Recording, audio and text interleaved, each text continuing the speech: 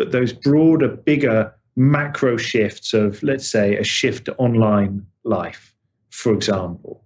It's not just about Amazon. It's about the sort of the broader shift has seen this sort of broad malaise fall onto sort of the suburban high street shopping centres and shops that does not look reversible.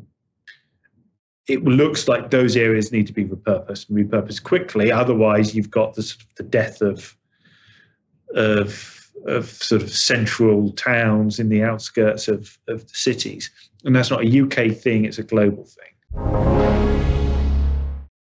Welcome to The Next Big Trade, and thanks for joining us.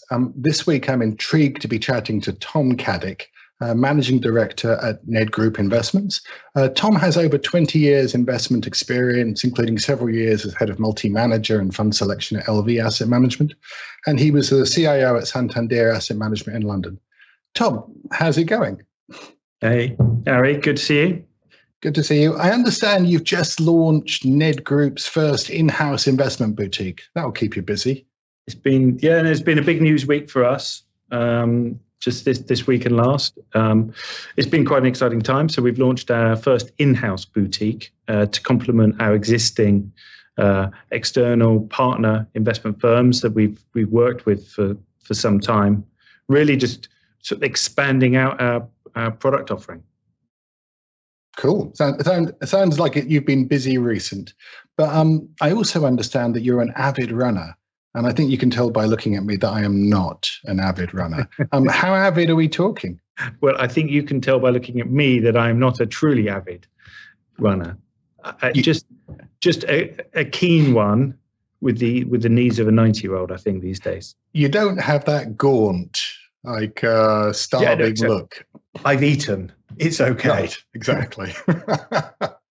So forgive me, but I'm very excited to be discussing your trade because in my humble, I think this is the big question that everyone's wrestling with in markets at the moment. So talk me through the investment thesis you wanted to discuss. I think it's an interesting one. Commercial property. Typically speaking, as you go into a potential cyclical downturn, or certainly cyclical weakness, or indeed a recessionary environment, you don't want cyclical stocks. And commercial property generally tends to be a cyclical by nature, and an area that you would typically want to avoid.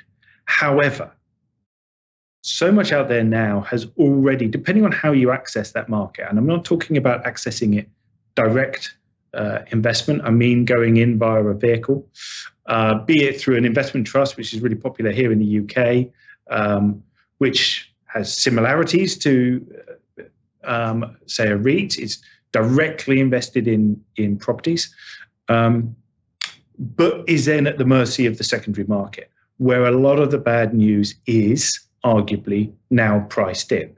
Likewise, in areas such as global REITs, which I think look really interesting, where again, you've seen a sort of relative underperformance in this area in double digit, in some cases sort of 50+%, where you've now built in a degree of cushion comfort if you can identify prime, good quality assets. I think it could be a really interesting time of not to be too sort of flippant about it, but buying on the bad news rather than the good. Oh, that's not flippant at all. I'll show you flippant a little bit, mate. But so how bad is bad in this case? I mean, what kind of discounts are we talking about to NAV? What kind of price reductions have we seen in the underlying asset? So if we think about an area such as, one of our investments, for example, BCPT, which is the Balanced Commercial Property Trust, which is an investment trust listed on the LSE, you're talking a discount to net asset value of about 35%, something on a position that's got leverage, sort of loan to value of about 25%. It suffered significantly during the COVID period, as you would expect. A lot of these assets sold off heavily, moved to a very wide discount. saw some recovery, but has seen some subsequent weakness and some billowing out again of that discount. So you're talking around 35% discount loan to value, and a loan to value of about 25%. So I think this is a fascinating observation you make, because there's a price discovery problem generally in real estate, and particularly in CRE, commercial real estate. And when I see 30 to 50% discounts on investment trusts, I don't think, like, some people might think investment trusts are retail instruments. I don't really think they are. Or if they're retail, they're informed retail. Quite often, your retired stockbroker likes to dabble in investment trusts. So that kind of discount tells me that people want to be out, that they are happy to cross big spreads and big net asset value discounts to get the flip out of that risk. And that makes me think, I wonder if the underlying deterioration is consistent with that market. Are they wrong to sell out so aggressively? Or are we looking at a wider decline in the commercial markets of that order of magnitude, 35%, 40%? Because, of course, if we are, there's going to be collateral damage from that. There's going to be problems in other markets, banking problems, and some not all securities will be money good. Am I wrong to think of the glass being half empty like that? I mean, clearly, I'm coming to you with a glass half full, Harry, but I'd probably challenge your point on not retail investments. Investment trusts are sort of almost the epitome, to my mind, of retail investment, given the periods that some of these investment trusts, these investment vehicles go back. You would argue, I think one of the challenges that the investment trust market has had, if we're looking purely investment trust, has been liquidity. Mm-hmm. So they've been comfortably liquid for a small investor, challenging for a larger investor. And as the market has developed and changed over time, where you've had private client or sort of retail-like investment going in en masse for private client and retail-type investors, that can create something of a liquidity squeeze at times. I think that there's a general malaise, an understandable one. I mean, let's face it, it is understandable why there was a malaise over the commercial property market.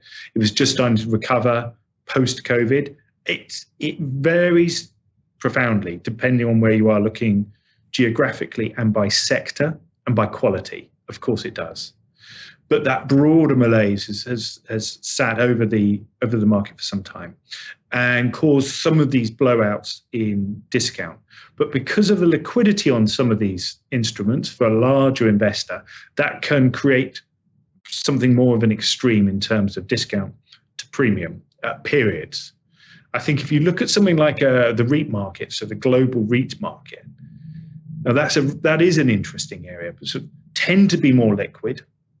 And if you can invest in a way that is far more selective, geographically as well as by sector, REITs tend to be more focused, single REITs tend to be more focused on a particular geography or typically a particular sector. If you can be very selective, you can pick up some really, really interesting opportunities. Hi, I'm Raoul Pal, the CEO and co-founder of Real Vision. The financial world is a complicated world right now. It's a really complicated macro picture, and there's a lot of risks. Real Vision and our YouTube channel help you navigate those risks. So subscribe now to the channel and never miss an update. There is simply too much going on. So subscribe now. Thank you. So I totally take your point with regard to the illiquidity of closed-end funds. There is no other exit with a closed-end fund. You're going to get paid out by the board or you're not getting out. So you've only got selling. Yep. And if the world doesn't want to buy, that can create very big discounts. How much does that mean? What's the price discrepancy between REITs and global REITs and the closed-end funds? The closed-end funds might be down 35, 40%, 50% even. How much are the REITs down in comparison? It will absolutely vary. It'll vary by sector, by geography, by quality. But you've seen, I mean, if you think like US office has had, again, understandable given the backdrop, has had a really savage time and continues to look challenging, clearly. The broader office market globally has its challenges, but there are opportunities out there. But if you're comparing, that against broader equity markets, then there's been a significant downturn that is now already priced in to reach broadly. So when I was thinking about this, like writing some notes up before this, it occurred to me that a large part of the problem is simply that policy is very hostile to long duration assets. I was reading a piece this morning that pointed out how, for the most part, cash flows of US CRE, and I got to say, for warning number one for anyone listening in, nothing we talk about is an investment recommendation, so bear that in mind. And warning number two, I know an awful lot more about US CRE than I do about what's happening in the UK market. So I really don't have a good grasp of where the problems are in the UK, but in the US I have been studying. And the general sense I get in the US is that for the most part, especially if you ignore office, cash flows are generally robust. The problem is that rates are so much higher, so that as refinancings happen, people question whether the refinancing can go through because you're upside down on your financing relative to your cap rate. Now, in that sense, CRE is basically the same as long bonds. So if you like long duration rates, if you like bonds, then you'll love CRE, and when rates come down, CRE will perform. So It's basically a no bad assets, just bad prices argument. And that prompts two observations, one of which is some of this stuff has been financed. So where you're financed, you could be substantially diluted in the refinancing because, if you're financed via CMBS, who knows if you can even arrange a refinancing. And if you're financed via bank, the bank can require you to put more money up, and that's difficult when you're a trust, whether you're CMBS. It's even difficult for REITs. So that financing thing is one of the things that's terrifying the market.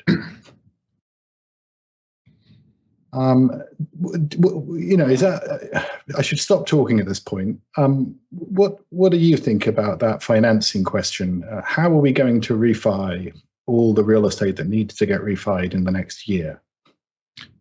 But I mean, for sure, that is a challenge. I think you'll find that the percentage of refinancing within, say, 2023 is actually really relatively low.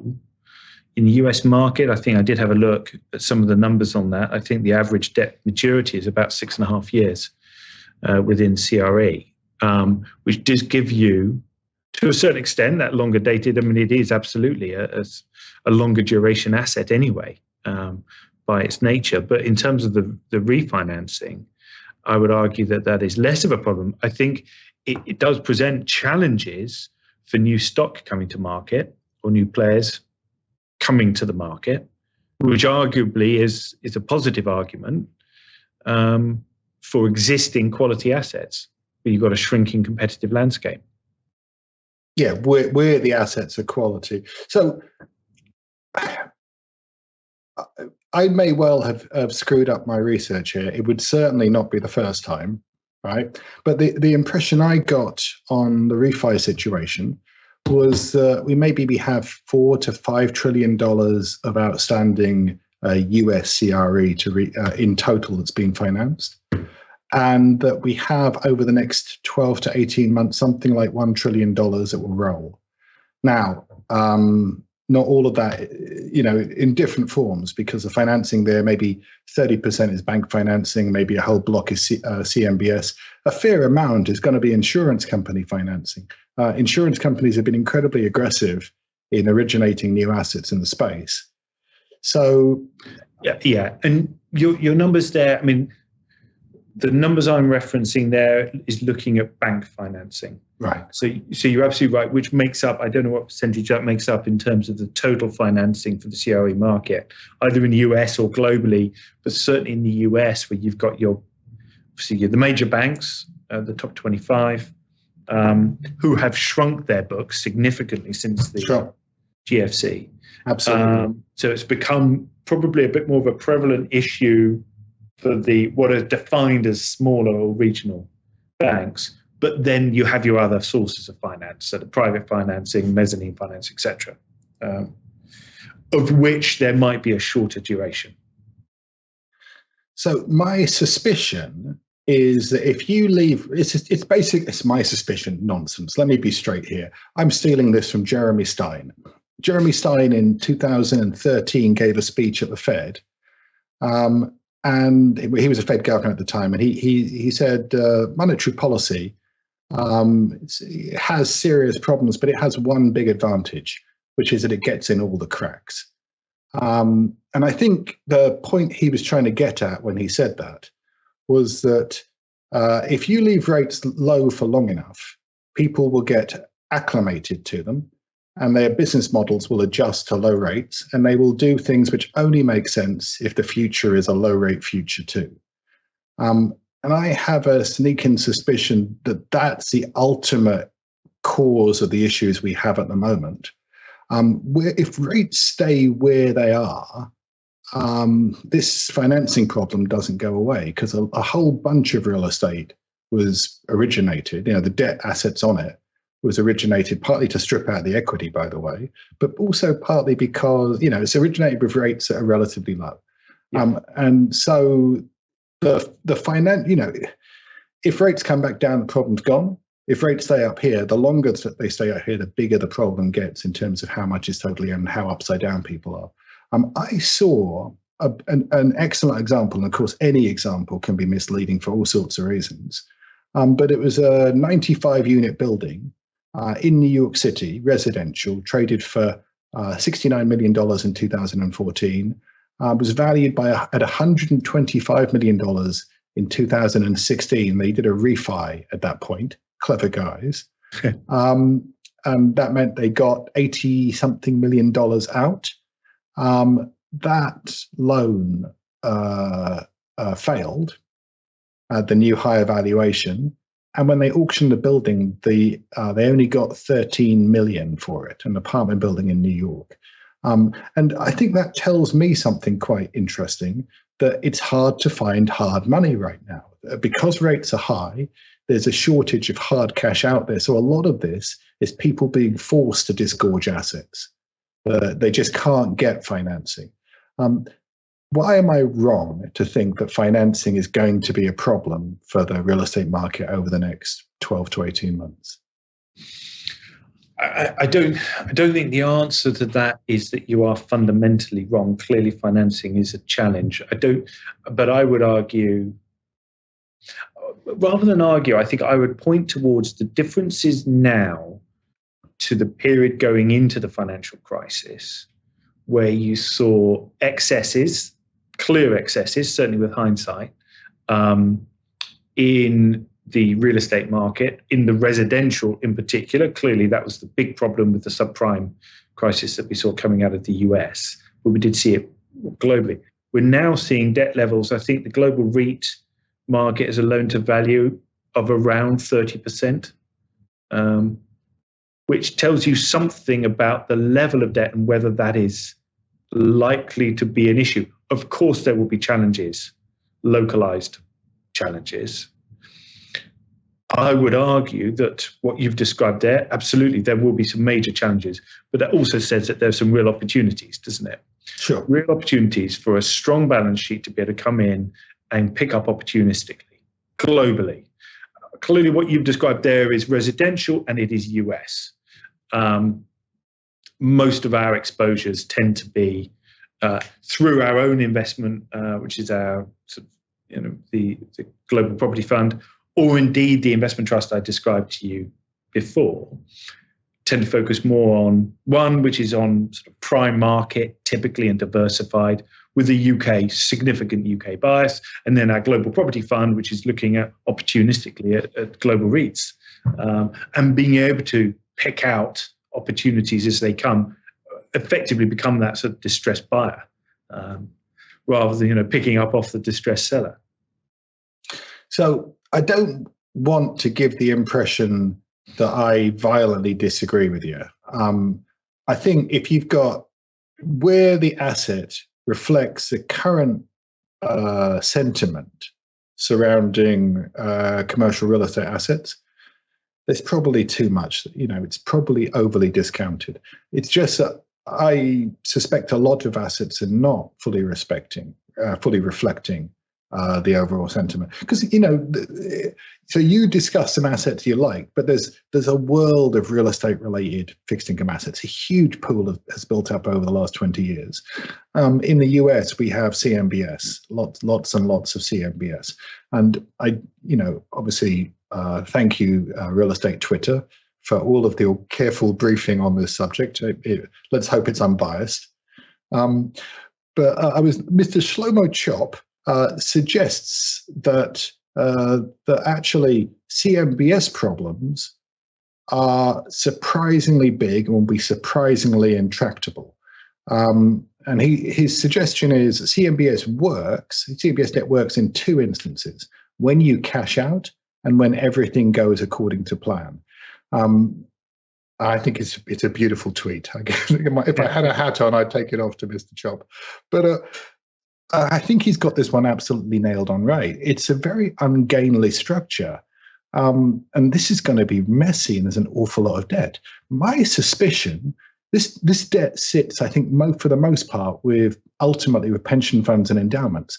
So supposing you say we've got 35% drawdown in the investment trust. That's where the investment trusts are trading as a discount to net asset value. So that means that net asset value might be down 10% as well. So maybe a 45% drawdown in total from highs.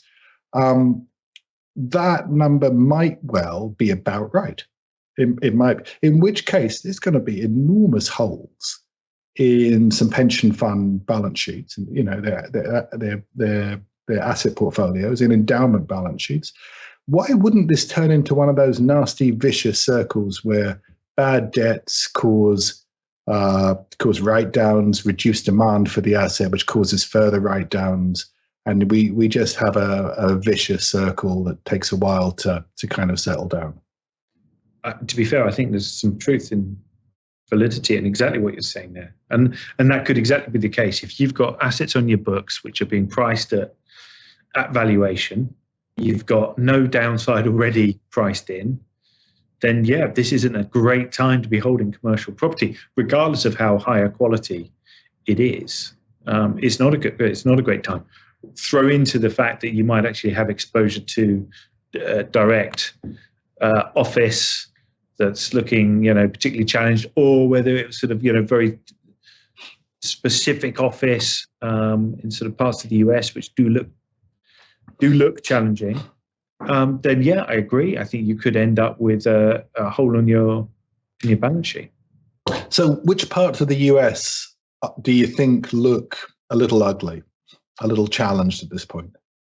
Office, clearly. I mean, I don't think I'm saying anything new there. I think we're seeing less of an issue in Europe and the UK specifically, albeit that office is probably an area that you'd want to have less exposure to, given the structural headwinds you've got in a post-COVID environment, which have been spoken about a lot. So there's no point in sort of rehashing that.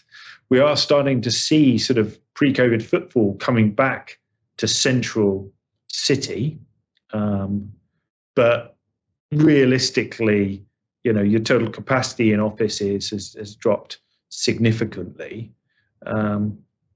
or certainly usage in a post-COVID environment. So that does throw out all sorts of structural issues. I think we've started to see evidence of something of a paralysis within the residential markets, where with higher rates, turnover has dropped. So rental market has significantly picked up from what I can see. And that's both in Europe and in the US.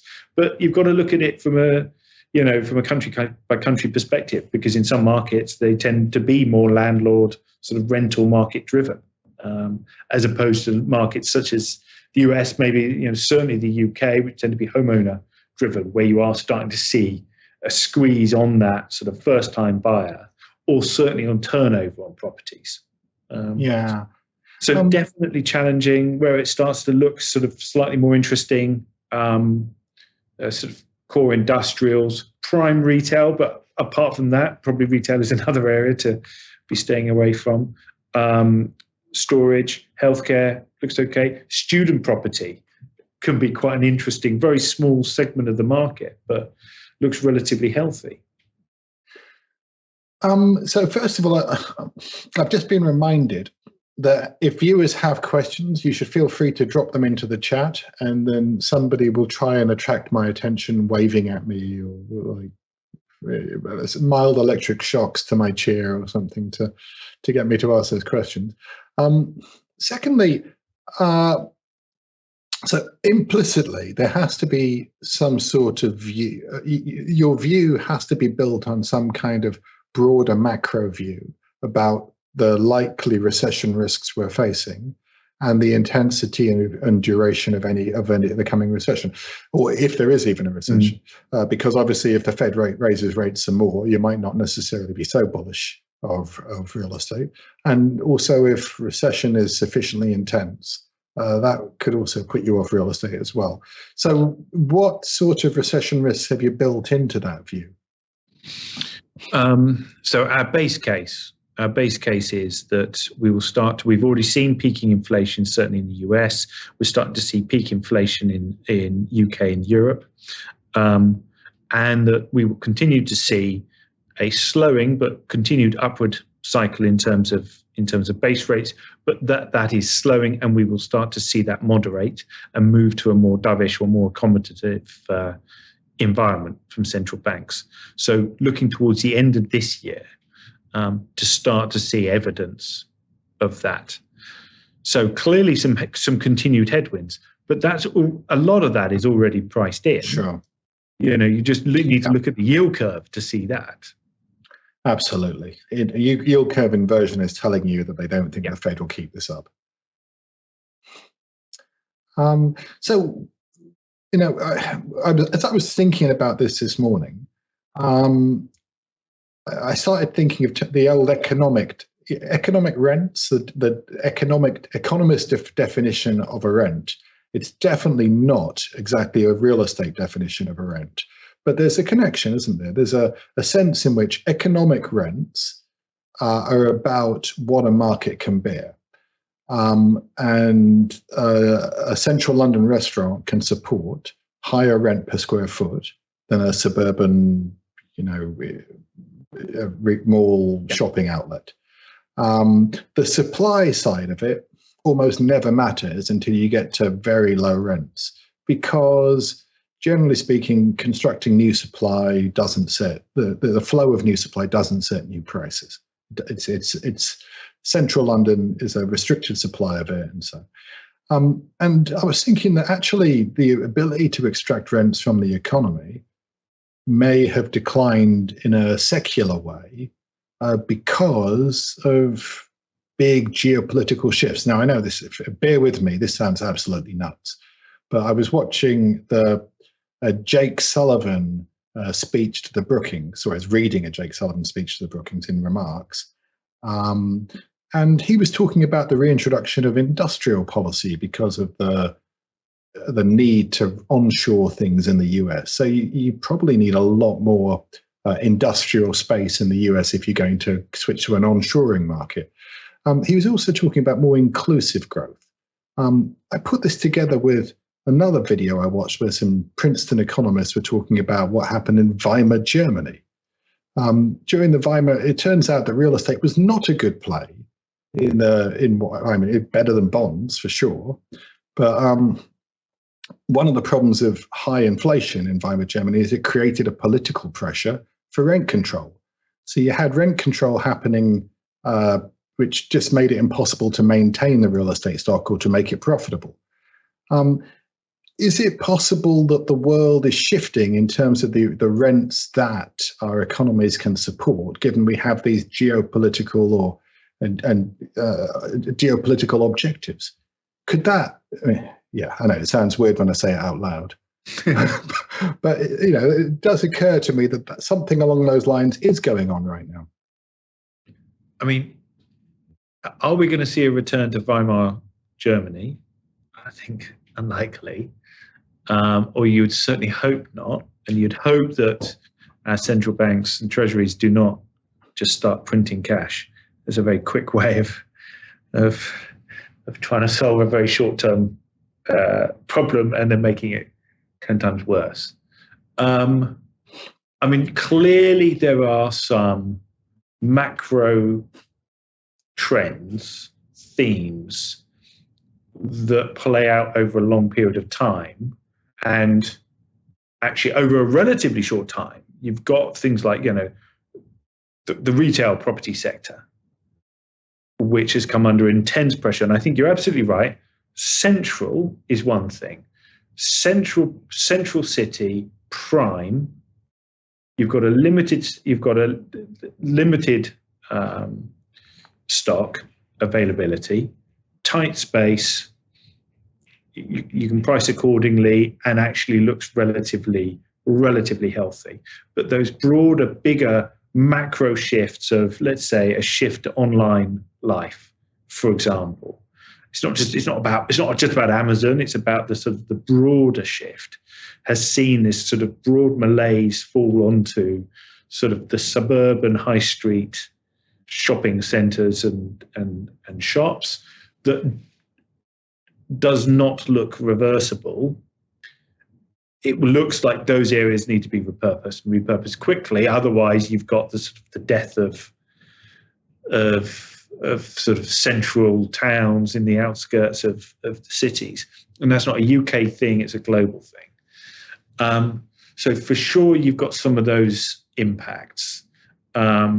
Just like you've had, for example, sort of storage units for sort of energy, batteries, etc. That's nothing. We would not have been talking about that 5 years ago, let alone 10 years ago. And we would not have been talking about the big structural shift towards the need for these, and quite frankly, the sort of rents that you'd be able to generate from those areas. So absolutely, I think big sort of tectonic plate type structural shifts can have a big impact over time. I'm not sure about the Weimar Germany piece.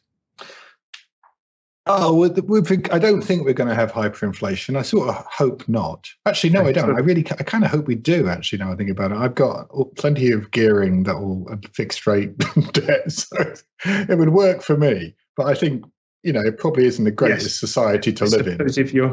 If you're very long on debt, then that's not the worst thing. Yeah, I've termed out mine to 30-year fixed a while ago.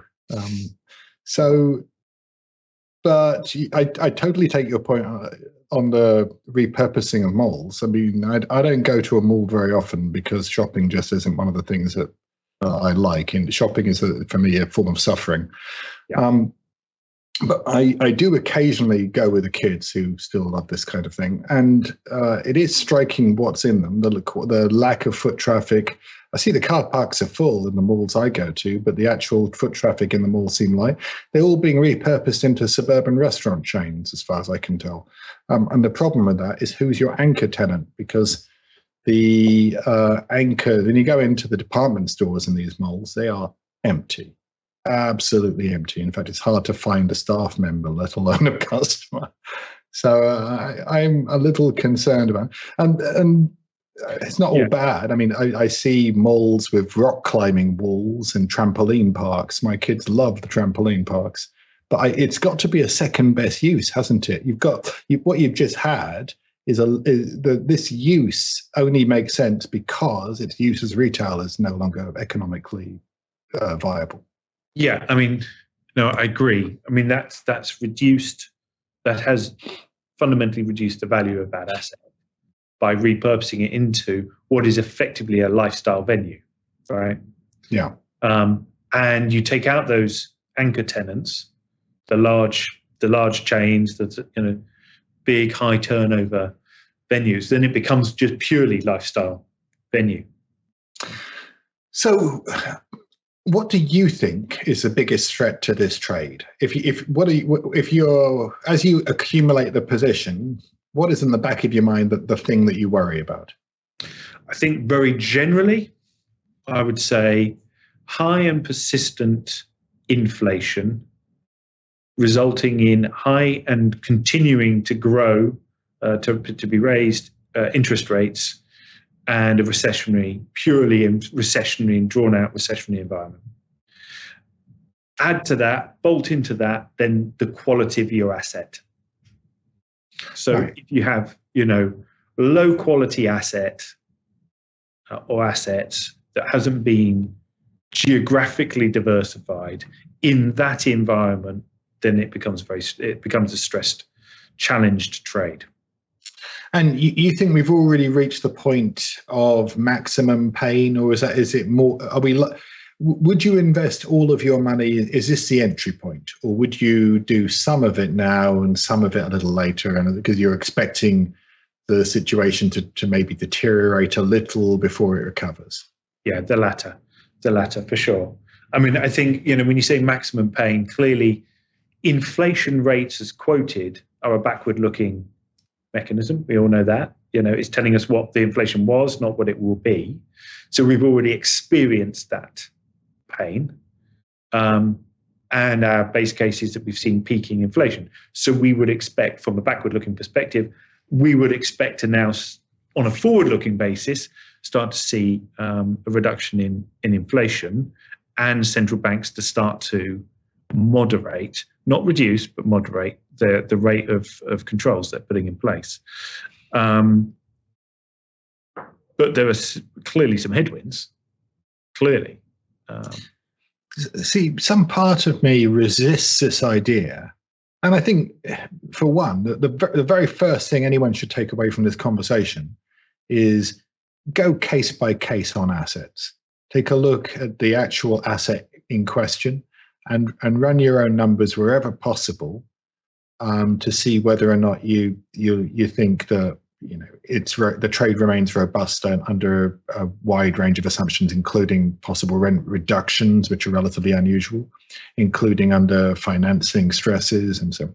So that's the first thing that occurs to me. And then the second thing that occurs to me is, I'm going back quite a long time now, but I actually remember when central London wasn't quite as glossy and sleek as it is today.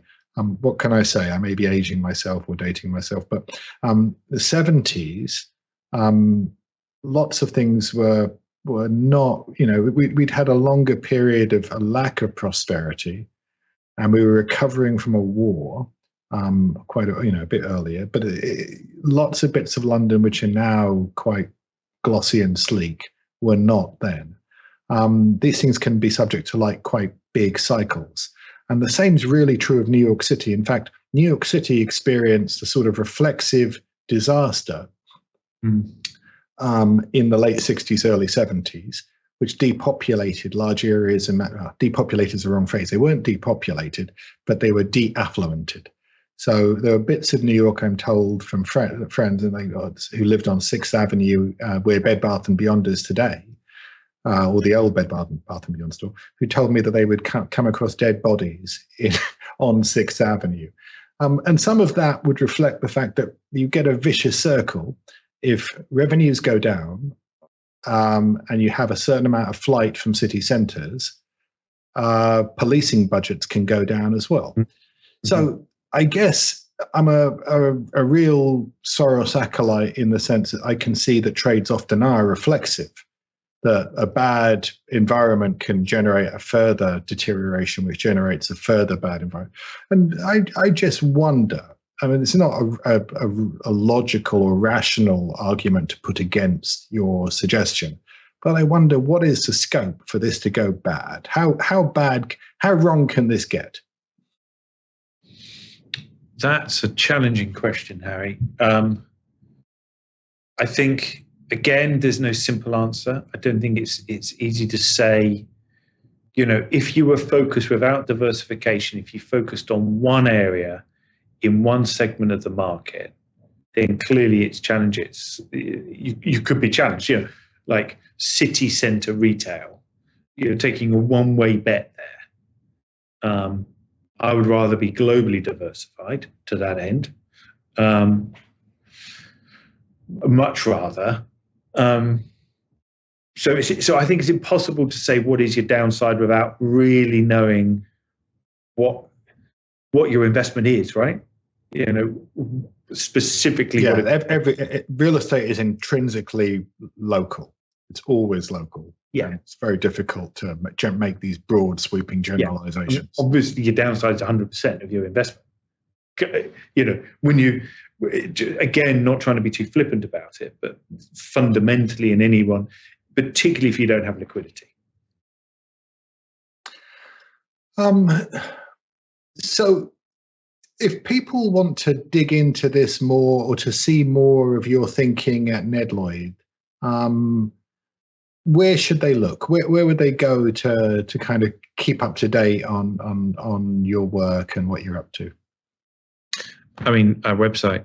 I mean, we've got, we partner up with Resolution Capital, who are an Australia-based REIT manager, or REIT investor, I should say. And we capture a lot of their work and their thinking on our website, or sort of reach out to the business. But I think likewise the way in which we invest on our multi-asset portfolios within the business. We do.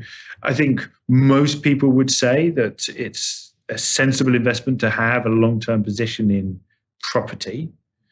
Quite often, not necessarily residential, where that residential from a private investor's perspective tends to be one of their biggest exposures and biggest assets. But from a broader sort of mixed commercial property perspective, it can give you some I think, interesting characteristics that behave differently to sort of core equity bond mix. Yeah.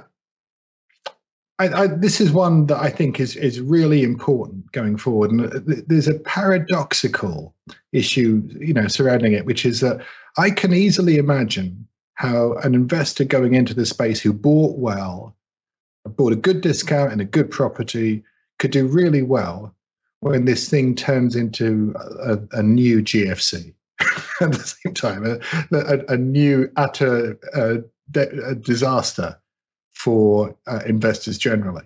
And that's because if assets are changing hands at 50 cents on the dollar, that's a huge pile of losses for somebody. If you're the guy buying the asset at 50 cents on the dollar and you've got you come out of it whole, that's great. And if you're the guy who bought an asset that somebody managed to foreclose on, and so you lose the underlying asset and all you're left with is some empty debt, you've got a serious problem. So on the one hand, I'm kind of bearish of the collateral damage of what's going to happen because of this impairment in value. And on the other hand, I can see that if you're in the right place at the right time and you know what you're doing, there's unprecedented opportunity going on here. Which, there's a touch of irony about that, isn't there? But I suppose that irony is always there in investment. The bigger the disaster, the bigger the opportunity. No, I would agree with that, Harry. I mean, I think it's easy to basket things together, to just talk about equities as if every equity investment is the same. And, any sensible investor would talk about diversification within your equity investments. But fundamentally, one single equity stock is, in many cases, very different to another, or one company or one sector or one industry category will behave differently at different times. So I don't think it's wildly different for the property market. No, I think you're absolutely right. Tom, thank you so much. It's been a pleasure. What can I say? I'm going to keep reading around this one because I just think it's so important. Yeah, it's been a pleasure. Thanks, Harry. Come on. We hope you enjoyed the video. At Real Vision, we help you understand the complex world of finance, business, and the global economy with in-depth analysis from real experts. Join the revolution at realvision.com.